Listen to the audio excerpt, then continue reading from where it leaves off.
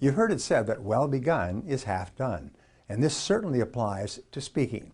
When you start your speech, you must focus everything on making a positive first impression on your audience members. Remember, it's the first impression that causes them to form a judgment of you and of what's coming. This opens them up and prepares them to listen to you and to be affected by your remarks. Knowing how to structure an introduction, and basically they tell you, memorize your introduction and your close word for word so that you could give it waking out of a sound sleep. And knowing how to take the stage and give your introduction can make or break your speech. Now, by finding ways to open your talk with greater warmth or friendliness or impact, you can have the audience eating out of the palm of your hand within 30 seconds of beginning to speak. And this is your goal. If you're making a presentation where someone is introducing you, it's the introduction that sets the stage. The purpose of the introduction is to build expectancy in the audience. Its goal is to cause the audience to lean forward mentally and emotionally to hear what you have to say. Therefore, you must carefully plan your introduction in advance. For example, if the introduction says the person you're about to hear has made more than $1 million in 3 different industries and has broken several industry-wide records for sales and profitability, and he never even graduated from high school, and he's here to tell you how to do it yourself, everybody will be listening. You see, so a good introduction, which you write and prepare yourself, sets the stage and causes people to say, "Whoa, I want to hear what this person has to say." Now, after the introduction, lots of things need to happen. So keep the next 5 things in mind as you're taking the stage. First, step up confidently, look the part, build positive expectations, take charge immediately, and be authentic and humble. I'll give you an example. I will stand up in front of a sales audience and I will say, many people in this audience are going to double their income over the next 6 to 12 months by using the techniques I will teach you, and you must resolve to become one of them. Is that a good goal for today? I do this and people go, yes, absolutely. Everybody wants to be among the ones who are going to double their income. A good, strong opening gets the entire attention of the entire room. And then it's pretty hard to make a mistake if you're properly prepared. Here are several things that you can do to create a lasting first impression and start strong with any audience. First, you can begin by complimenting the audience members sincerely and with great respect. Smile as if you're really glad to see them, as if they're all old friends of yours that you've not seen for quite a while. My friend Cabot Robert used to say this. When he was a young speaker, he would get all worked up behind the stage, getting ready to go on, and he'd say, "Here I am, here I am." He said then one day he changed to thinking, "There you are." And from then on, when he went onto the stage, he would look at the audience and he would say, "Wow," to himself, "there you are." And it had a totally different effect on the audience. Also, you can use a current front page news story to transition into your subject and to illustrate or prove your point. You could even bring a copy of the newspaper and hold it up as you refer to it in your introduction. This visual image of you holding the paper and reciting or reading a key point rivets the audience's attention and causes people to lean forward to hear what you have to say. Now, one of the most important parts of starting a speech is to build a bridge between yourself and the audience members. Build a bridge with something that you and the audience have in common. It can be the fact that you work today or that you worked in the past in this industry. You may have children, just as they do. When you take a few minutes to build a bridge of commonality between yourself and the audience members, you immediately put them on your side. Does anybody here have any children? Well, so do I. And boy, raising kids today is one of the most difficult things you ever do. Isn't that true? And they all nod their head, and you've built a bridge. When you build a bridge, they see you as one of them. They feel that you're more knowledgeable and approachable because of your common backgrounds. So always think, what do I have in common with these people that I can mention right at the beginning? Everyone here is either a self-made millionaire or you intend to be in the future. Everybody loves the subject of becoming wealthy. And then I'm going to give you 7 keys to becoming an outstanding leader in this industry and to becoming one of the highest paid people in our society and becoming wealthy. And the wonderful thing is they're not complicated. In order to become a millionaire, you have to become a completely different person. You have to develop character beyond 99% of the people in the world. You have to develop honesty and discipline and quality relationships and the willingness and the ability to work and set priorities and all kinds of stuff, because without that, nothing is possible. It's the first one of all is dream big dreams. You couldn't believe it. Every single person who finally made it's at the turning point in their life. They were driving down the road of life, not making much progress, which is at the 80-20 rule that you hear.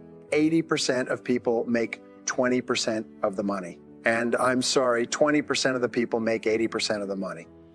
And what happens at a certain point in life? They change and go on a different road. And here's the turning point. It is making a decision. Make a decision that I'm going to become wealthy.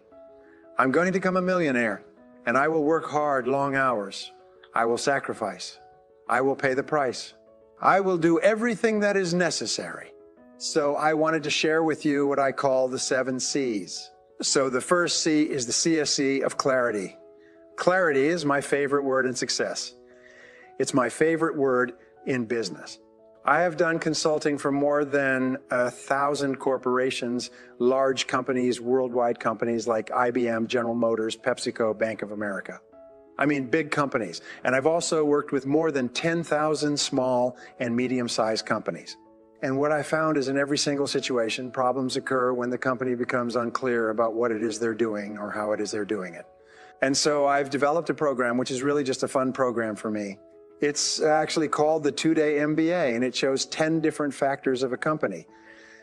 And these are the ones that I learned when I went back to the university in my 30s. And I find that all problems come from a lack of clarity. What is your product? The first question you ask. Who is your customer?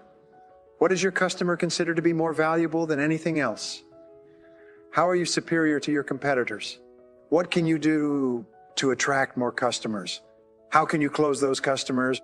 Number 2 is write it down. Write it down. Write it down. There's nothing more important than writing down your goals, because if it's not written down, it's merely a fantasy. Now they've done a whole series of studies at Harvard and Yale and Cornell and so on, but the difference between students who type their notes and students who write their notes, the students who write their notes all get straight A's. Students who type their notes forget everything before the end of the day, because writing forces you to use 3 abilities. Your kinesthetic ability, your physical ability of writing, your audio ability. You see it when you're writing it, and your auditory ability, you say it to yourself when you're writing. So you activate the 3 major parts of your brain simultaneously, like a laser beam from a space station, onto a piece of paper, and your subconscious mind accepts it as a command. As a command, and your super God is just mind starts to work on it 24 hours a day. Just write it down, and it's the most amazing darn thing.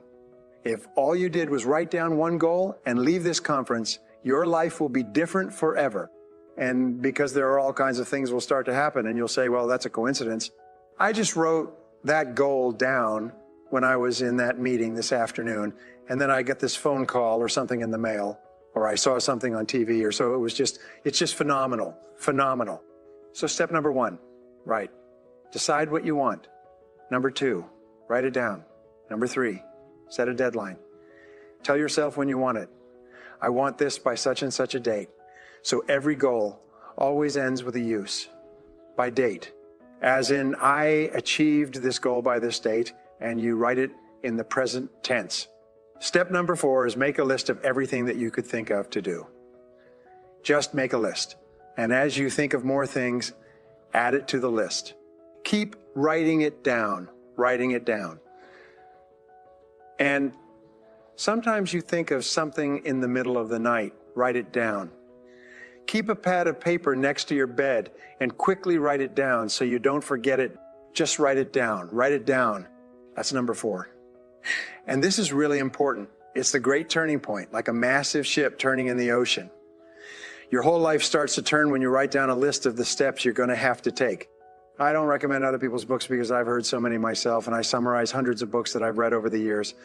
But there is one book that had a great influence on me, and it's called The Checklist Manifesto. Has anybody read this book? The Checklist Manifesto? It was written by a doctor, an emergency ward doctor, and he talks about the value of checklists when you are trying to accomplish a goal, build a business, raise a child, whatever you want to do. He says, create a checklist. He said, everything in the world, this room, car, or swimming pool, everything follows a checklist. Everything requires a checklist to build it. And the wonderful thing about organizing a checklist before you begin work on a project, it has an extraordinary effect on your life. And what he does is he teaches in the most entertaining way how people who do not use checklists died like bankrupt, the most successful people in finance in the world, how they use checklists in order to organize their financial life, business people. Anyway, it's the one book that I would recommend. It's a short book. It's just fascinating reading. It's called The Checklist Manifesto. Anyway, so take your list of rules and organize. Here, this is my priority. Make a checklist with what's number 1, what's number 2, what's number 3, and so on. And as you get more information, change the list. Reorganize it, write it, move things up and down. Step number 5 or step number 6 is to take action on your list. Take action on the most important thing on your list. Do something. Launch. Get going. Do it now. Do it immediately. Get up and do something. It doesn't have to be a lot. It can be revising your papers. It could be making a phone call. It can be ordering a book. It could be something. But do something, which is sort of like the kickoff in a football game. Just kick as far as you can.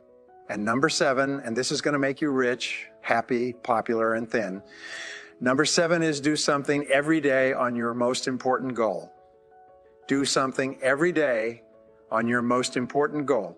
So here's the exercise I'm going to give you to take home with you and do when you leave us. And by the way, from now on, whenever you bring on a new person, put them through this exercise. If they will not go through this exercise, do not waste a minute of your time with them, because they will never be successful if they won't follow your guidance. And here's the exercise. Take a clean sheet of paper and write down goals and today's date. And then write down 10 goals that you would like to accomplish in the next 12 months. Don't worry about 2 years or 10 years or 5 years. Just 10 goals you'd like to accomplish in the next 12 months. And write them in the present tense, almost like you're submitting an order. And just write that I earn, I achieve, I weigh, I drive such and such a car, I own whatever. It happens to be, and the goals will be financial goals, family goals, physical goals, and so on. Write down 10. And then you take this list of 10 and you say, if I had a magic wand and I could wave this magic wand and I could have any one goal on my list within 24 hours, which one goal would have the greatest positive impact on my life? You're over it? And usually this will jump out at you. No, jump back down at you like a spider in a horror movie. It will grab you and put a circle around that goal. And that's a goal you transfer to a clean sheet of paper. And then you follow the 7 steps. Write it down, set a deadline, make a list of everything you have to do to accomplish it, organize the list into a checklist, take action, and then do something every day. If you'll just do this simple exercise, then you'll all be rich. Nothing can stop you but yourself. So number 2, the second C, is the C of competence. And the C of competence says it's very simple, is that you can only earn a lot of money if you're very good at what you do. One of the most important things you do is you break down your work into skills and you say, what are the most important skills I need to have to be successful? And recruiting is a very important skill. Training is an important skill. Managing, motivating is an important skill. Leading, supervising, important skills. So what you do is you think, what are the skills that I will need to be in the top 10% of my field? You don't have to be in the top 1%, just be in the top 10, because there are no successful people who are not good at what they do. They're good at what they do, and they are good at what they do because they work at it all the time. Whether you're in sports or whether you're in music or chess or anything else, there's a wonderful study that's been written up, and it's called it'll come to me in a second. I find that when I Because of these pains, my memory slips and it goes around in a circle like a merry-go-round, and it comes around again and it'll come back and there it is. But basically, what it said was, studying the most successful people, is that these people spend 4 more hours becoming good at what they do than average people. The other people don't do it, and that everybody has natural abilities, but the ones who use those abilities transform themselves by really working hard and becoming good one skill at a time. This is another thing that's really important. Don't try to be good at everything, because what happens is just breakdown. You're just overwhelmed ourselves and you just give up. You say, oh, I tried that before, and because all skills are learnable and you can learn any skill that you want to learn. And if you just simply find out what others have done before you and practice it. And then I began to recruit other salespeople and teach them the same thing. I said, here's the product. Here's the advantages and benefits for our customers. And here's how to ask them to make a decision. And they became successful. Many of them today are millionaires and multimillionaires. Many of them own multiple businesses. And they've told me, they said, your training when I was in my 20s, going nowhere, broke, changed my life forever. And the most important thing was, I got people just to make a decision. I asked them to make a decision. So many people in this room, I know, have a challenge with closing. We all do when we start off. But that's where you are now. But that's not where we're going to be 3 months from now. 3 months from now, you're going to be so dangerous, you need to be restrained for yourself and the safety of society, because you'll be able to close anybody on anything. And I'm not talking about pressure. I'm not talking about pressure. Do you know what good business is? Here it's helping. What you are is, you are great helpers.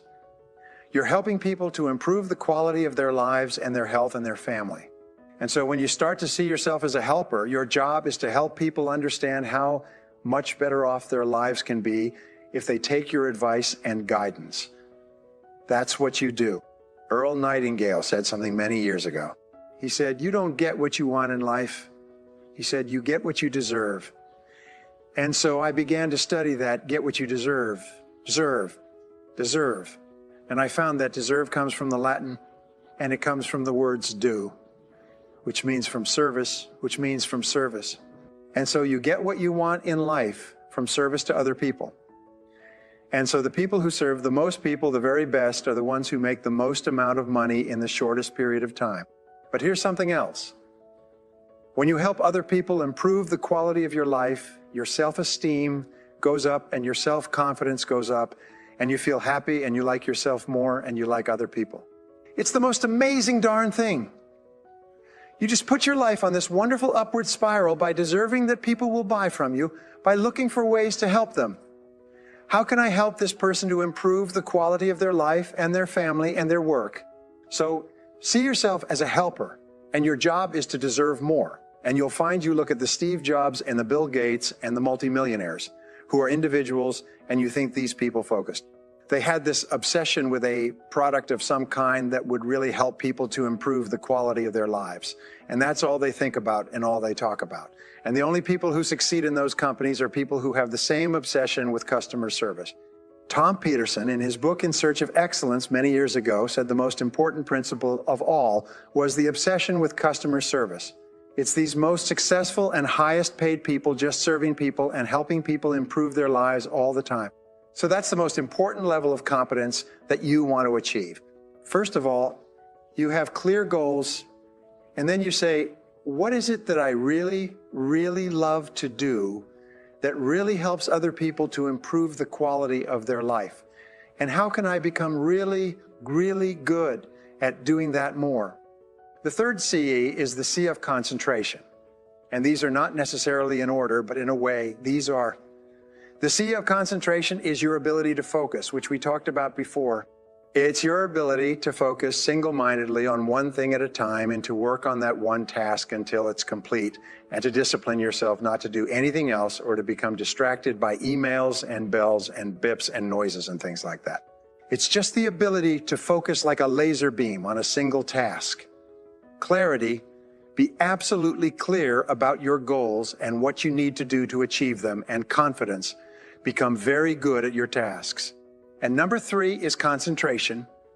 Concentrate single-mindedly on your most important task and stay with it until it's complete. By the way, I could speak for 2 days just on concentration. And I have taught these principles all over the world. That's all that you need. Start and finish your most important task. Number 4 is constraints. Now, constraints are a concept that was developed in Tel Aviv by a management consultant many years ago. And it says that between where you are today and where you want to be sometime in the future, a goal, there is always one constraint or choke point that determines the speed at which you get from here to here. That's the constraint. So the art of life is to identify the constraints that are holding you back from achieving the goals. And it could be something simple like finding a parking space. It could be something simple like getting your shopping done, and so on. Continually ask, what is the constraint or limiting factor? It's what they call the limiting factor between here and where you want to go. So you say to yourself, all right, you want to achieve a particular goal. So you ask yourself, what is the one factor that determines the speed at which you achieve that goal? What is the one factor that determines the speed at which you achieve it? And work with your downline, work with your consultants, work with other people, and help them to be absolutely clear. And don't try to change the world. Try to change one thing, one factor. Try to alleviate one time, and that'll change your whole life. So I'm going to give you the other principles that we have. Number 4 is constraints. Number 5 is continuous learning and development. Dedicate yourself to becoming better and better at what you do. It must be a part of your life.